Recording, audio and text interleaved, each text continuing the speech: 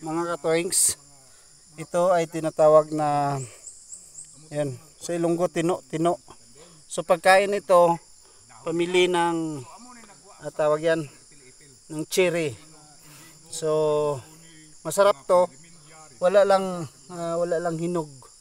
Pero masarap to na yung tinatawag na local food or bilong ito sa prutas, huh? Prutas? Hindi.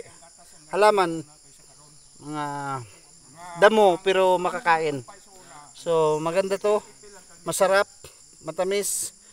Bilong ito sa cherry na pagkain. So may isang klase nito. Hindi natin alam kung wala dito. Pero basta masarap yan. Anong tawag nito sa inyo? Sa amin, tino. Lupok-lupok. Iba ang lupok-lupok. Ha? Iba ang lupok-lupok? Tino. So, tino. So hanggang dito na lang. Bye-bye. Tino.